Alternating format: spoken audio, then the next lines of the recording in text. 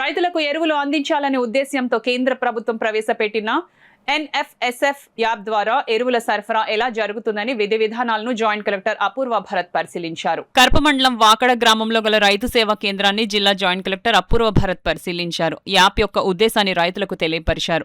ఈ సందర్భంగా పలువురు రైతులు దాల్వాలో అమ్మిన ధాన్యానికి సీఎంఆర్ డబ్బులు రాలేదని అధికారుల దృష్టికి తీసుకువచ్చారు. అలాగే రాబోయే తొలకరి పంటకు ఎరువులు ఎన్ఎఫ్ఎస్ఎఫ్ యాప్ ద్వారా రైతులందరూ రైతు సేవా కేంద్రం ద్వారా నమోదు చేసుకోవాలని సూచించారు. ఈ సందర్భంగా మండల వ్యవసాయ శాఖ అధికారి కె సత్య మాట్లాడుతూ మండల పరిధిలో గల అన్ని గ్రామాల్లో ఈ యాప్ ద్వారా ఎరువుల నమోదు కార్యక్రమం జరుగుతుందని, ఈ అవకాశాన్ని రైతులందరూ సద్వినియోగం చేసుకోవాలని అన్నారు.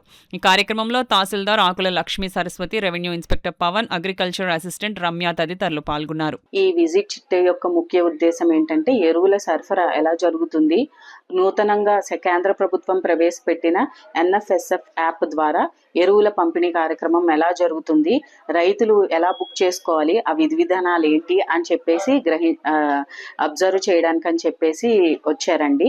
ఈ కార్యక్రమంలో భాగంగా సార్ ఆ యాప్ రైతులు ఎలా బుక్ చేసుకోవాలి అన్నది బుక్ చేసుకునే ప్రొసీజర్ చూశారు.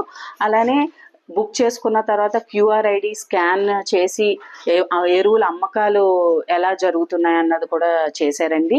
ఈ యాప్లో కొన్ని లోపాలు ఏవైతే ఉన్నాయో, అంటే రైతులకి ఇబ్బందులు ఏమున్నాయో ఈ యాప్ ద్వారా అవి ఇమీడియట్గా రిజాల్వ్ చేస్తానని చెప్పేసి కూడా సార్ తెలియచేశారండి. ఆ లిస్ట్ ఏదైతే ఓటీపీ ఇష్యూ అయితేనేమి, లేదంటే డిఏపి 2 బస్తాలు కావాలన్న ఇష్యూ అయితేనేమి సార్ ఒకసారి చెప్పమన్నారు. సో ఆ ఇష్యూస్ కూడా సార్కి తీసుకుని వెళ్ళి అది త్వరగా రిజాల్వ్ అయ్యేటట్టు చేస్తామని చెప్పేసి తెలియచేసుకుంటున్నామండి.